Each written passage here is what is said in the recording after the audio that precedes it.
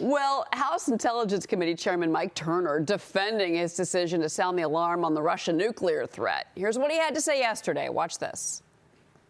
My concern is that this is kind of like the Chinese spy balloon, and the administration is kind of hiding, perhaps, some inaction. This is about Russia and the administration taking action, and that's what is important. We need to make certain that we avert what could be an international crisis.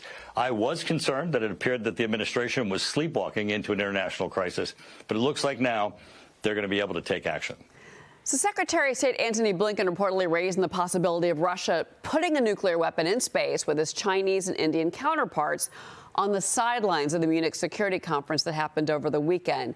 And the death of Russian opposition leader Alexei Navalny, also a focus in Munich. Navalny's body was reportedly found with signs of bruising, but Moscow is claiming he died of sudden death syndrome. Joining me now, retired two-star Marine Corps general, the Punaro Group CEO and author of the ever-shrinking fighting force, General Arnold Punaro. General, it's always wonderful to talk to you, and there's so much going on internationally right now.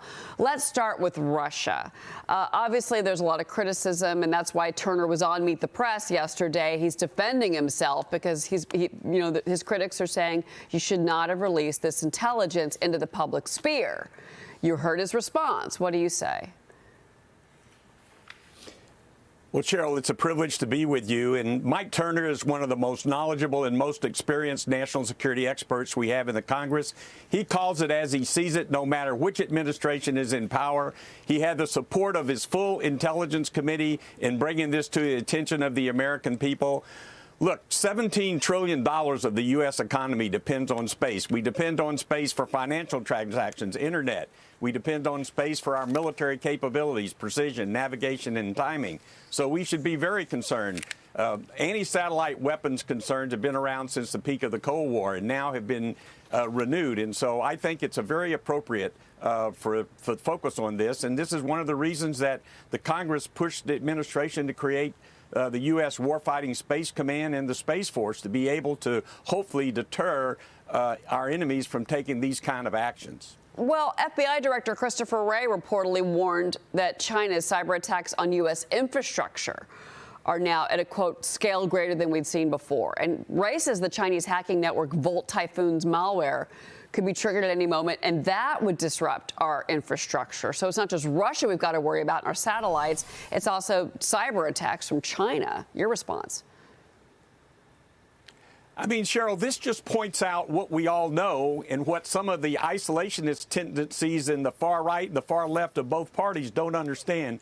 There is no more Fortress America. We're not protected by two oceans and relatively safe borders anymore.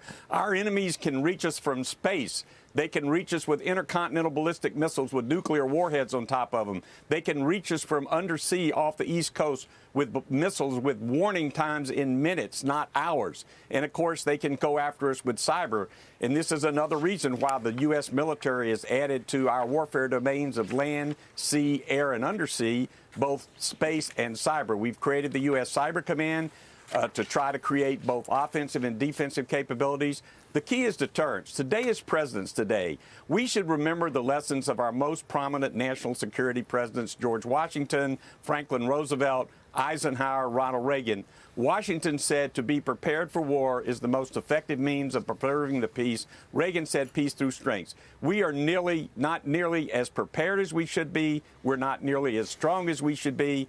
Deterrence is the key. You want to deter war. You want to deter cyber attacks, and we need to beef up in all these capabilities. To be effective deterrence, you've got to have the capability. It's got to be credible, and our enemies need to understand that we will use it when we need to. Well, obviously, we are under severe, there are severe concerns about what's happening around the world. I want you to listen to this take on what's happening with regards to Russia. Listen to this. Putin is responsible. Whether he ordered it or not, he is responsible for the circumstances that put that man in. And he is a reflection of who he is. And it just cannot be tolerated. Okay, so President Biden, they're saying that it can't be tolerated. He's responsible. He was being asked about the death of Alexei Navalny. Well, what is the red line? Is it, and what do we do now? Is it more sanctions? Do we, more money to Ukraine to fight Russia? I mean, what's the answer here? Putin's this big of a threat, and we've got this, a weekend of mourning over the death of Alexei Navalny. Well, what's the answer? We didn't get one from the president. What is it, though? I mean, Cheryl, you made the point. The world is more dangerous and turbulent than the peak of the Cold War, and we've got threats from China, Russia, Iran, North Korea, and global terrorism. And you have to deter these across the board. It's certainly not helpful that Russia and Putin is making gains in Ukraine because the Ukrainian military is running out of ammunition. I've been, unfortunately, in firefights where you run out of ammunition. It's not a good thing to be, and the Congress is on vacation. They haven't passed the defense funding bill.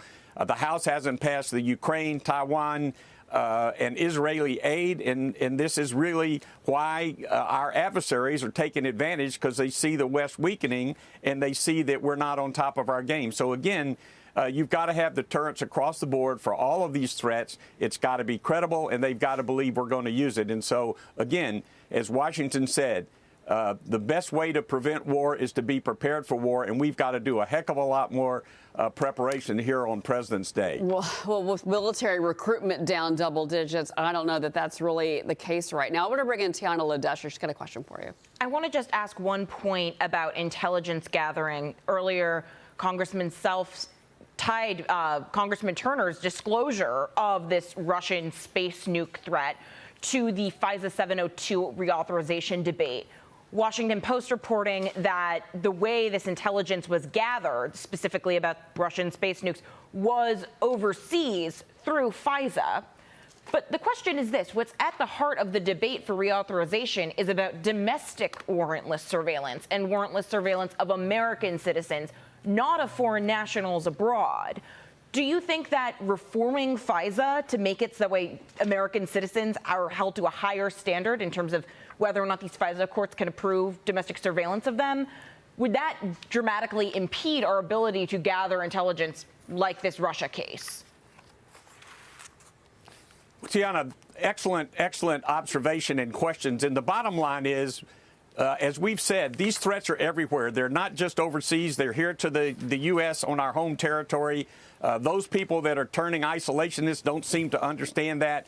We need to be able to gather intelligence to basically protect the American people, whether it's abroad or at home. We need certainly to try to protect against unwarranted surveillance, but it's a very, very dangerous world that we live in. A lot of dangers here at home. And certainly, I think the Congress should basically provide our intelligence apparatus with the tools that they need to protect the United States of America, our allies and partners, whether it's overseas or here at home. So maybe the progressive Democrats that keep trying to tell Benjamin Netanyahu what to do should, think a little bit more about what we need to do to protect the United States. General Arnold Punaro, it's always great to talk to you. Thank you for being here.